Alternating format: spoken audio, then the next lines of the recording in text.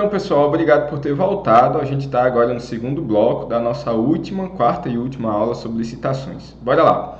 No bloco passado, a gente falou sobre o rito do pregão. As fases em si, tirando ali uma parte oral de lances verbais, o pessoal pode reduzir o valor da proposta apresentada, é a única fase assim verdadeiramente diferente. Agora, acontece que muitas das fases que a gente aprendeu naquele procedimento geral, elas acontecem de uma maneira distinta no pregão, no intuito de dar uma maior celeridade e diminuir a burocracia. Beleza. Nesse segundo bloco, a gente vai falar sobre a inexistência de licitação. Casos, meus amigos, que a doutrina gosta de chamar de dispensa e de inexigibilidade. William, por que a doutrina chama assim? Porque a lei também chamou. E vice-versa, né? A lei assim foi construída diante da doutrina. Situações em que, apesar de possível, será dispensada ou dispensável, ok? E em situações em que, de fato, não haverá a concorrência necessária para se realizar um procedimento licitatório e, por conta disso, diante da inviabilidade do procedimento, a própria lei permite que ela não aconteça, o procedimento não aconteça. Então, vamos lá. Primeiro caso de inexigibilidade tem previsão lá no artigo 25. Meus amigos, cuidado, porque o caput, ele traz aparentemente ali um rol exemplificativo, e é exemplificativo sim. Mas por que eu tenho exemplos, professor? Exatamente para tornar mais fácil de eu entender o que está no caput. Por favor, façam a leitura do caput do artigo 25 aí na casa de vocês. Por quê? O que eu vou destacar do que o nosso legislador trouxe no artigo 25 é essa palavra aqui, ó, inviável. Sempre que a competição seja inviável, então eu não posso exigir uma licitação. Seria mais burocrático, seria uma perda de tempo, perda de dinheiro, não ia chegar no resultado esperado. Então, não há por que realizar o procedimento, seria ineficiente. Daí, ele ser inexistente, inexigível por conta dessa inexistência, ok? Claro, é um rol exemplificativo porque o próprio artigo vai falar que sempre que a competição seja inviável, em especial em 3 situações. Peço que vocês façam a leitura comigo. Então vamos lá, pessoal.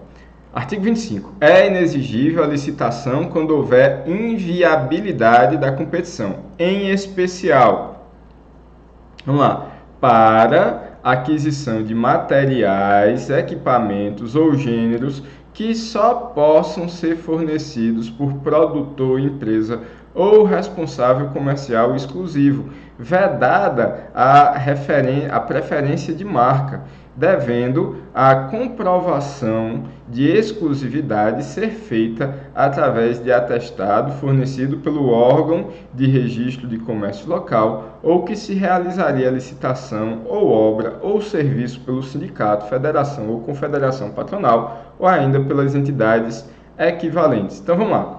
É claro que o nosso órgão, nossa entidade não vai poder dizer o seguinte: eu quero comprar 50 iPhones. Ok, nenhuma outra empresa poderia fornecer iPhones que não a Apple, vamos supor assim. Claro, a gente sabe que tem várias lojas que vendem, sei, mas vamos lá, eu quero comprar iPhones, certo? Mas se eu vou comprar iPhone, só aquela vai fornecer. Mas cuidado, pessoal, eu não posso exatamente dizer eu quero o iPhone porque eu quero o iPhone e escolher a marca. Porque na verdade o iPhone seria um tipo de smartphone que nós temos, sabidamente, concorrência nesse mercado. Apesar da preferência de cada um, dizem que inclusive aparelhos até melhores por preços bem mais módicos. Então não é nesse sentido. Agora vamos supor que nesse exato momento eu fosse descoberta a vacina contra o coronavírus, ou então um remédio que não trata, mas cura a AIDS. Ok. Provavelmente seria um medicamento com uma patente que uma única pessoa no mundo teria, essa patente e durante algum tempo eu precisaria adquirir apenas desse sujeito, não haveria concorrência. Então, se eu vou comprar sei lá, surgiu um remédio com câncer X, comprovado cientificamente, estudos randômicos, tem uma empresa vendendo, agora só tem ela no mundo inteiro. Ok, então se eu tenho aquele medicamento que sabidamente, comprovadamente funcional, mas que um único sujeito no mundo inteiro vai vender, ok, eu preciso ir lá e adquirir. Ok? Então vamos supor que eu vou adquirir um produto, um serviço. Ok, imagine que determinada empresa brasileira tenha descoberto uma maneira de tratamento de água inovadora que só eles têm, ok? Então só eles têm, sabidamente, com atestados aí dos órgãos que fiscalizaram a competição, não precisaria abrir uma licitação para isso. Porque, claro, eu preciso justificar por que eu estou adquirindo isso, tá bom? Ah, professor, serviço de propaganda eu posso quando eu sei que tem aquele cara que é muito bom, a gente chega já lá nisso, isso é bem interessante. 2. Para a contratação de serviços técnicos enumerados no artigo 13 desta lei de natureza singular com profissionais ou empresas de notória especialização, vedada a inexigibilidade para serviços de publicidade e divulgação. Olha aí, vamos lá. Imagine que a prefeitura vai realizar, está sendo processada num grande, sei lá, uma ação civil pública de questão ambiental e, sabidamente, aqui no estado de Ceará todinho tem um escritório que é muito bom, muito top, os caras são suprassumo aí do direito ambiental.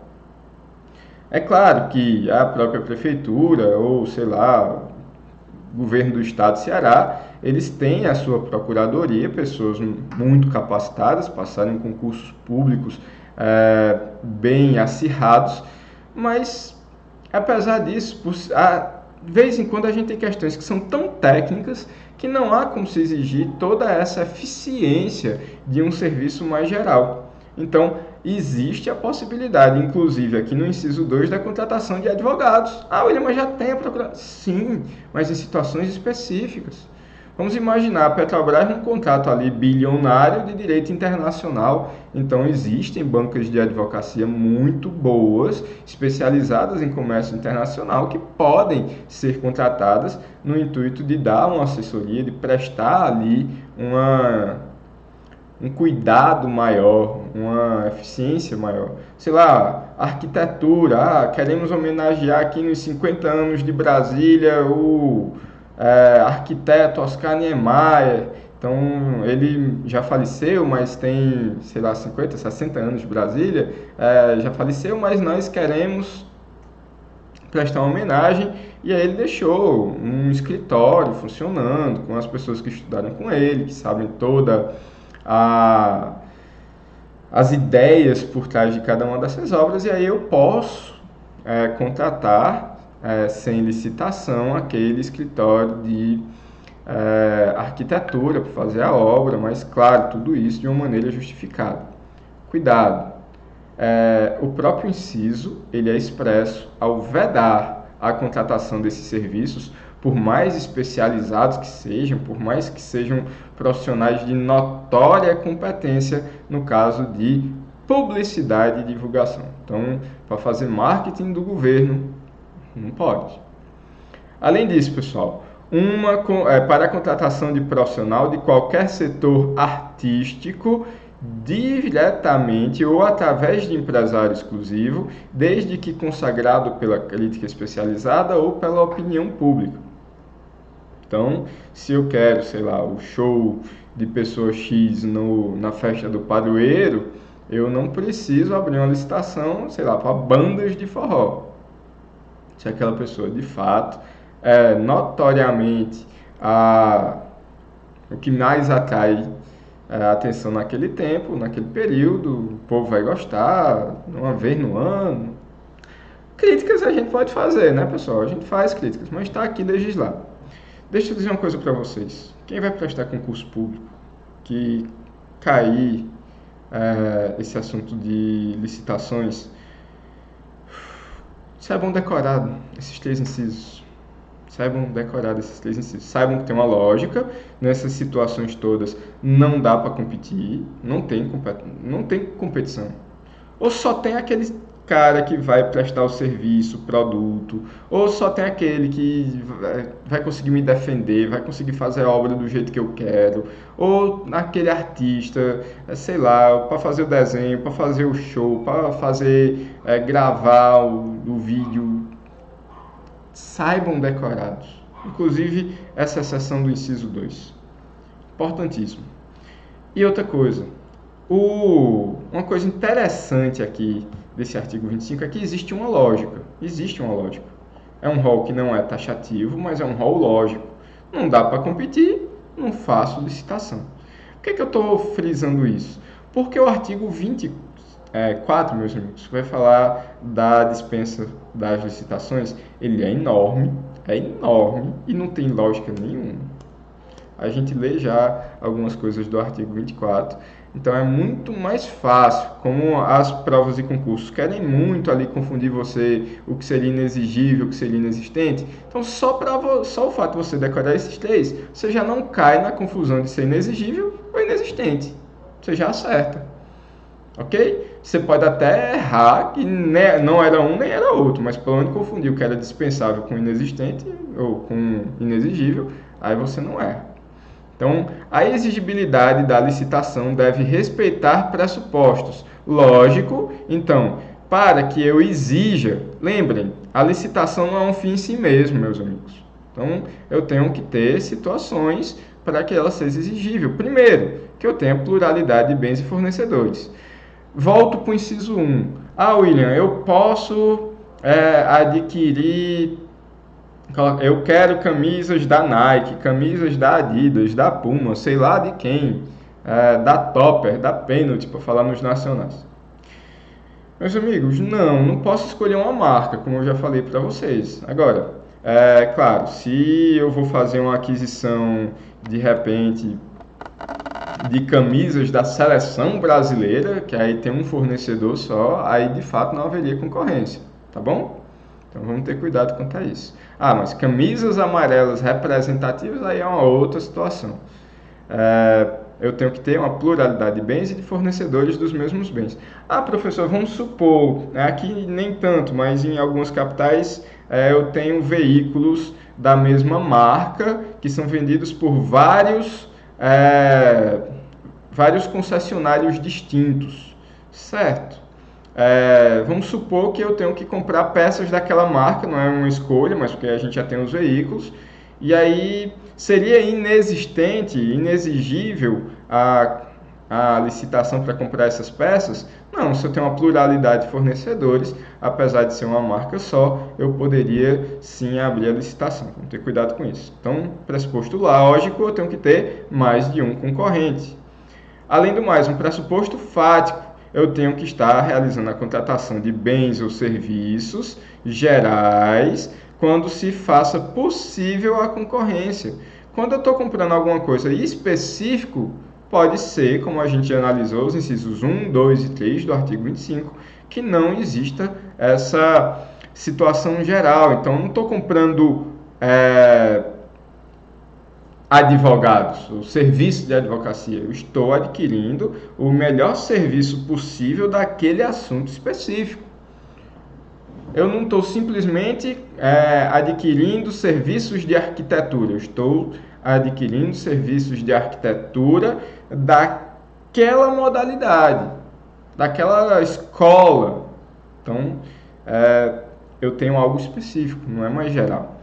E um pressuposto jurídico, de novo, deve haver um interesse jurídico para que se convoque a licitação. Quer dizer, tem que ter a possibilidade da escolha de uma proposta mais favorável. Se não existe mais de uma proposta, eu não posso ser preciosista ao ponto de dizer, não, mas se a gente abre a licitação, vai aparecer um concorrente só, eu faço... Não, aí basicamente a gente estaria muito mais fraudando o sistema do que propriamente alcançando os objetivos da licitação.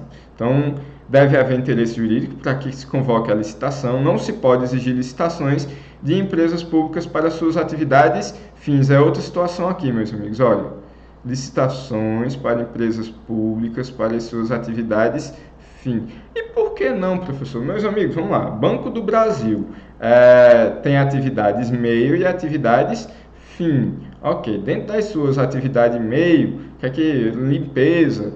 Ah, professor, então a limpeza até dá para ver aí se eu vou contratar empresa X ou Y, certo? Mas naquilo que eu de fato estou prestando de serviço para a comunidade, se tudo que eu for adquirir eu tiver que esperar a licitação, prazo, 40 dias, recurso, não sei o que, abre o processo, que também não é barato, tem um servidor só para aquela situação, e aí eu estou concorrendo em pé de igualdade com Bradesco, com, sei lá, Itaú, Santander, eu vou ficar para trás. Então, se espera que as empresas públicas, naquilo que é de sua atividade fim, ela tenha um know-how tal capaz de proteger seus interesses e ter um serviço competitivo no mercado. Cuidado! É vedada a inexigibilidade para divulgação e publicidade, e isso está lá no artigo 25, inciso 2, como a gente já fez a leitura. Dispensa, meus amigos, cuidado. Primeira coisa que eu vou falar para vocês é que existe para concursos públicos as dispensáveis e as dispensadas. Qual é a diferença, pessoal? Licitação dispensada é a dispensável. Meus amigos, vamos lá. Se aplica basicamente a mesma linha de raciocínio. Eu vou focar ali no artigo 24 para vocês. Agora tem algumas diferenças. O que, professor? Basicamente o artigo 17 vai falar na possibilidade da venda de alguns objetos pelo poder público. Então tem que estar autorizado por lei, não pode estar servindo a um serviço público especial, então tem que ser aqueles ditos bens dominicais, tem que ser bens públicos alienáveis e...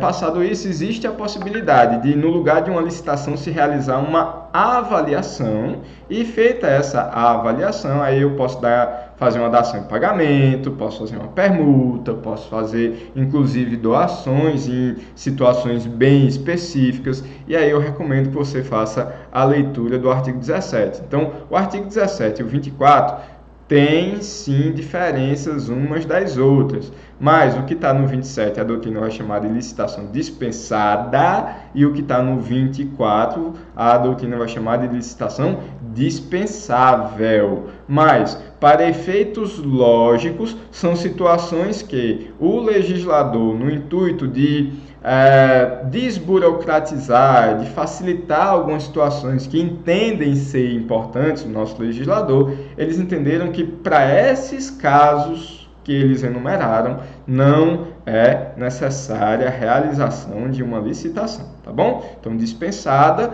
aí vocês vão ver doutrinadores dizendo, não, a diferença é que na dispensada já houve uma dispensa, na dispensável a concorrência pode existir, mas, enfim, vão achar várias mudanças, várias diferenças. Basicamente o 17 é para vender, o 24 é para comprar, é a diferença maior que eu encontro entre elas duas. E, claro, se o poder público tem lá um imóvel que está em situação que só está trazendo gastos, não está trazendo nenhum bem público, eu posso ir lá desafetar daquele serviço que um dia teve e colocar, sei lá, num leilão à venda, ok? Poderia, desde que não seja impossibilitado lá pelo artigo 19, que a gente já viu, vamos fazer o leilão. Ou então a concorrência, faz a concorrência. Agora, vamos supor que de repente tem um imóvel lá sem fazer nada, surgiu uma proposta muito boa de um, sei lá, de um do setor privado aí, fazer uma permuta por uma outra coisa, se comprometer a prestar serviços disso e daquilo outro, aí sim, o poder público vai olhar lá a urgência, a necessidade, dentro da discricionariedade, pode olhar se está se enquadra em alguma dessas do 17 e não faz a licitação. Pronto. Já no 24 não, basicamente é para ele adquirir e não se desfazer de bens e serviços. Então vamos lá. Para efeitos de concurso público, praticamente não vai haver diferença, vão ser tratadas basicamente iguais. Se tiver aquela questão bem preciosista lá, que não é tão comum nos dias de hoje, você lembra que é dispensada para venda, é dispensável para compra. O rol, meus amigos, nas duas situações, ele é taxativo. Então, entende que não existe uma lógica por trás para facilitar a interpretação do aplicador do direito, de maneira tal que, se não se enquadrar exatamente, se não for feita a subsunção idêntica a cada um dos incisos e alíneas, cada uma daquelas possibilidades, então não acontecerá a dispensa da licitação. Vamos lá. Quanto à licitação dispensada, artigo 24 da Lei 8.666, nada impede que sejam criadas outras, é um rol taxativo, mas nada impede que sejam criadas outras. E olha aqui, ó, nos interessa diretamente, já que a gente está nessa aula remota por conta dessa danada lei, não por conta da lei, mas por conta dessa doença aqui, né? Então vamos lá, a Lei 13.979 de 2020, ou seja, desse ano, lá no seu artigo 4º vai dizer que é dispensável a licitação para aquisição de bens, serviços, inclusive de engenharia, os insumos diretamente ligados ao combate à pandemia. Ah, William, mas se explica, tem uma lógica por trás. Se a gente for fazer licitação, pessoas vão morrer. Olha aí o prazo. Essa lei aqui é lá de fevereiro. Se não tivesse isso aqui, quantas pessoas não teriam morrido? Quantos profissionais não teriam se contaminado sem os EPIs? Não, pessoal, não estou dizendo que o 24 está errado, não. Só estou dizendo que não tem uma lógica que linke todos os incisos do artigo 24. Não existe. São situações que possa-se entender que são bastante importantes, mas são situações que não estão realmente ligadas a uma lógica única. Então vamos lá, alguns exemplos aqui para vocês. Olha, valor ínfimo, aquilo que tem um valor até 10% do convite. Ó, o convite é 330 mil reais para serviços de engenharia ou obras. Ok, 330 mil, professor. Ok. E 143 mil. Ok. Obra de até 33 mil reais eu vou lá. É pequeno valor. Não vou fazer a licitação. Não é nem o convite. É 1/10 do que é exigido para o convite. Ok. Vou lá e dispenso. Não é que não é inexigível. Eu posso fazer a licitação. Posso fazer até uma concorrência. Mas a lei permite que, nesse caso, eu utilize o recurso de dispensar a licitação. 20%, meus amigos, se for para agências reguladoras e consórcios públicos. Além disso, a Lei 13.303, que vai falar das licitações para empresas públicas, sociedade de economia mista, que vocês votaram para a gente não se ater muito a essa lei, tudo bem. Ela vai falar ali de uma maneira específica que para as sociedades de economia mista e empresas públicas seria 100 mil para obras e engenharia e 50 mil para bens e outros serviços. Não fica atrelado ali aos 10% do convite. Então, se aqui era 33 mil, né, ou 14.300, sobe para 100 mil e 50 mil. Situações de guerra e perturbação da ordem.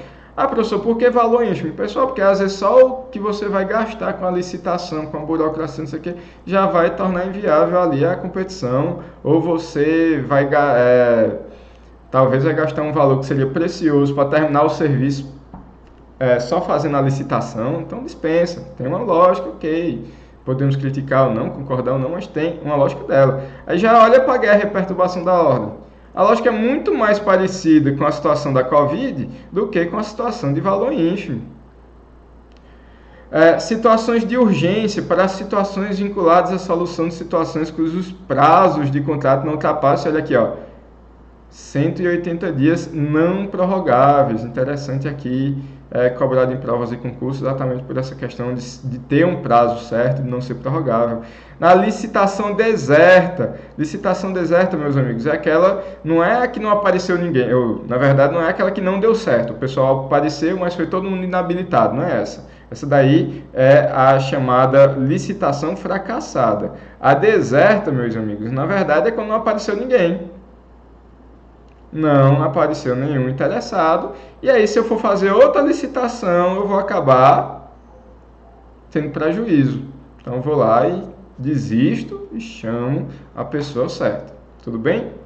Ah, professor, apareceu um. Ok, se apareceu um e ele foi inabilitado, abre aquele prazo de 8 dias de novo, ou 5 dias, conforme o caso, para fazer uma nova licitação, ou fazerem novas propostas. Tem mais, professor, do que isso? Tem. Deixa eu mostrar aqui para vocês. Olha, o artigo só a título de exemplo. Tem os parágrafos. Olha aqui, ó, são 35 incisos no artigo 24. Construção e ampliação e reforma, aprimoramento de estabelecimentos penais, desde que configurada a situação de grave e iminente risco à segurança. Vai ter um motim, ok, vamos fazer uma reforma urgente para colocar mais grade, colocar um fosso maior, vai lá e faz. Ah, mas tem uma lógica, professor, parecido ali um pouco com a da guerra. É, pessoal, mas são situações específicas, eu quero que você entenda isso. Ah, professor, tem que decorar os 35. Meus amigos concurseiros, decorar não, mas entender e ver quais são as mais cobradas em provas de concurso. Eu já tentei dar uma filtrada aí para vocês, esse valor ínfimo, acredito que a de Covid vai ser cobrada aí por um bom tempo. A questão da guerra, isso aí é interessante que você memorize sim. Meus amigos, e aí, um último exemplo, e eu peço que vocês tenham cuidado, desculpem aí, graças a Deus o computador ainda não deixa contaminar ninguém com espirro, né? Muito mais alergia, não vão ficar preocupados não. Artigo 24, inciso 24 também vai dizer que é possível a dispensa da licitação pelas OS no objeto do contrato de gestão. Então vamos dar uma olhada aqui no inciso 24, meus amigos. Inciso 24. Para a celebração de contratos de prestação de serviço com organizações sociais qualificadas no âmbito das respectivas esferas de governo para as atividades contempladas no contrato de gestão. Ok? Então tenham cuidado com isso. É possível quando se tratar também das situações das OS. E aí, meus amigos, dê uma estudada boa aí nessa questão do terceiro setor, pede ajuda aí o professor Ítalo, é um tema que tem caído também bastante em provas e concursos, essa questão de OS, OCIP, o que é contrato de gestão, o que não é interessante que vocês deem uma estudada. Não é o momento, a gente até já está quase com 2 blocos em um aqui.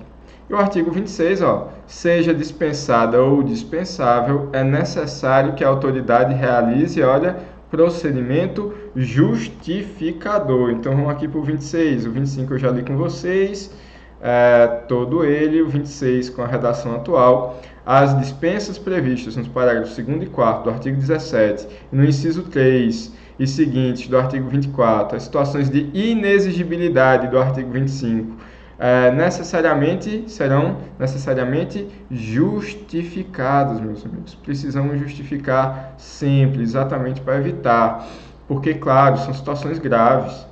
Imagine aí, a gente já viu situações aí de lavagem de dinheiro, situações de caixa 2, vai lá, contrata o artista, paga um cachê mais caro do que o que ele pratica no mercado, recebe uma parte de volta.